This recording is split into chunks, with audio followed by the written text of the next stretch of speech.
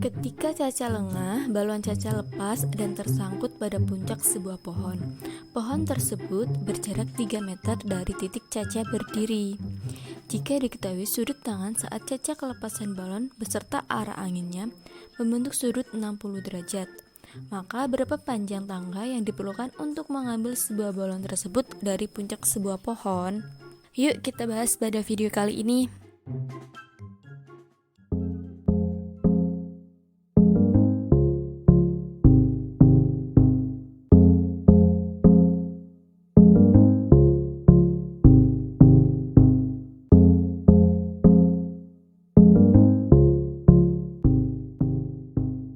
Halo semuanya, perkenalkan aku Sri Wahyuni dari tim PKM Balon Trigonometri Universitas Muhammadiyah Pringsewu. Di sini aku akan menjelaskan tentang yang pertama yaitu pengertian trigonometri dan fungsi trigonometri. Yang kedua itu mencari nilai-nilai dari fungsi trigonometri, dan yang ketiga yaitu contoh soal. Yuk kita bahas yang pertama yaitu tentang pengertian dan konsep trigonometri pada segitiga siku-siku. Apakah kamu tahu apa itu trigonometri? Trigonometri berasal dari dua kata dalam bahasa Yunani, yaitu trigono yang berarti segitiga dan metri yang berarti pengukuran. Sehingga dapat disimpulkan bahwa trigonometri yaitu merupakan pengukuran dalam suatu segitiga. Jika ada sebuah segitiga siku-siku dengan sudut A, sudut B, dan sudut C, dengan sudut A mempunyai sisi yang berhadapan dengan sudut A dan sudut B berhadapan dengan sisi B dan sudut C berhadapan dengan sisi C, di mana di sini terdapat suatu sudut penyiku. Di depan sudut penyiku tersebut terdapat sisi miring. Kemudian jika segitiga tersebut mempunyai suatu sudut yang bernama theta, maka di depan theta tersebut yaitu sisi depan, sedangkan di sampingnya yaitu merupakan sisi samping. Pada segitiga ini terdapat 6 hal yang dapat diukur, yaitu terdapat sudut A, sudut B, dan sudut C, dan juga terdapat sisi A, sisi B, dan sisi C. Ini dapat diukur apabila beberapa di antara komponen-komponen ini ada yang belum diketahui. Kemudian kita dapat mencarinya dengan menggunakan sin, cos, tan, kosek, sek, maupun dengan kot tangan. Yuk kita bahas.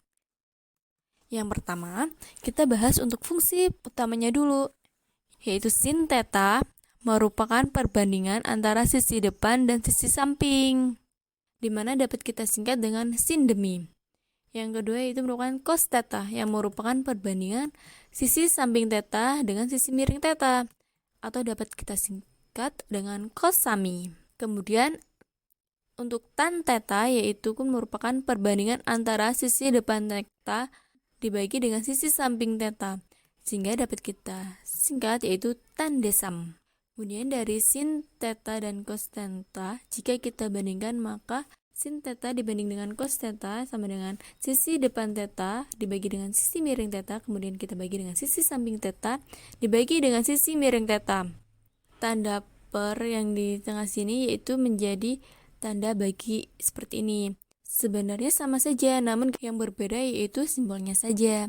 Kemudian dari sin theta dan cos theta jika kita bandingkan maka didapat yaitu sin theta dibagi dengan cos theta sama dengan sisi depan theta dibagi dengan sisi miring theta dibagi dengan sisi samping theta dibagi dengan sisi miring theta. Tanda per yang di tengah sini yaitu kita ubah menjadi tanda seperti ini. Sebenarnya sama saja, hanya berbeda simbolnya saja. Kemudian jika kita akan menghitungnya, kita bisa mengubah tanda bagi di sini dengan tanda perkalian, yaitu kita bisa mengubahnya dengan membalikkan, di mana yang tadinya penyebut menjadi pembilang pada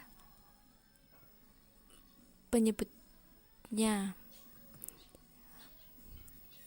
Menjadi sisi depan theta dibagi dengan sisi miring theta dikali dengan sisi miring theta dibagi dengan sisi samping theta. di mana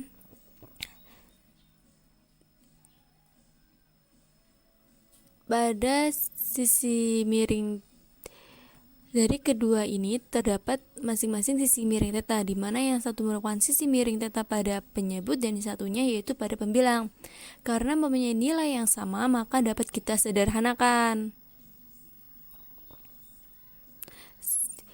Jadi, yaitu sama dengan sisi depan teta dibagi dengan sisi samping teta. Nah, sisi depan teta dan sisi samping teta yaitu nilainya sama dengan tan teta.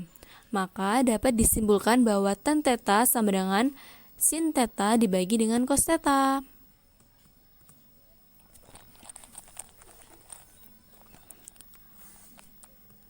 Untuk selanjutnya yaitu fungsi kosekan, sekan, dan kotangen, di mana fungsi kosekan teta yaitu merupakan perbandingan antara sisi miring teta dengan dibagi sisi depan teta. Sedangkan untuk sekan teta yaitu sama dengan sisi miring teta dibagi dengan sisi samping teta.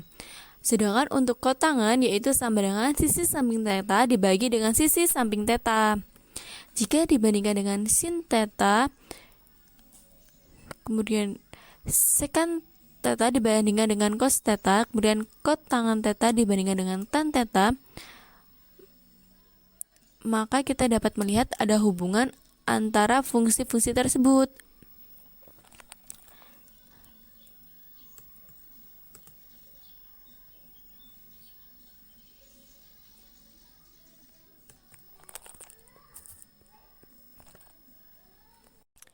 Satu dibagi dengan P per Q sama dengan Q per P. Kok bisa? Kenapa sih? Yaitu karena 1 dibagi dengan P per Q sama dengan 1 per 1 dibagi dengan P per Q.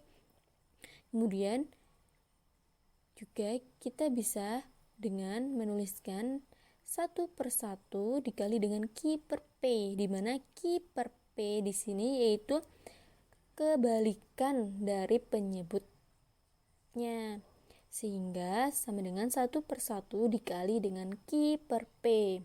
Maka 1 dibagi dengan P per Q sama dengan Q per P.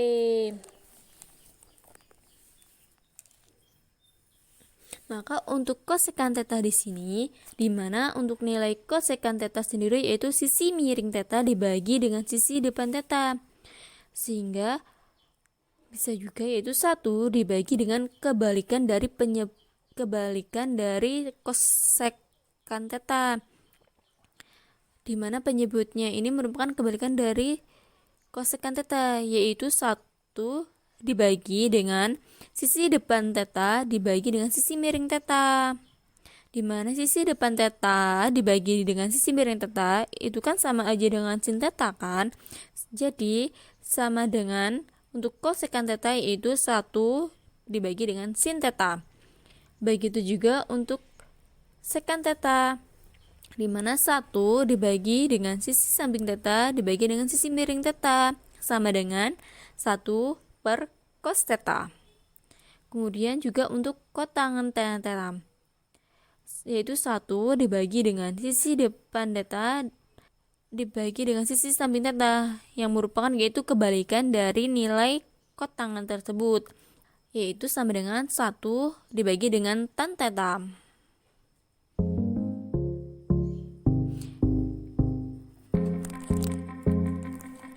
Untuk selanjutnya kita akan mencari nilai-nilai dari fungsi trigonometri yang berdasarkan pada segitiga siku-siku.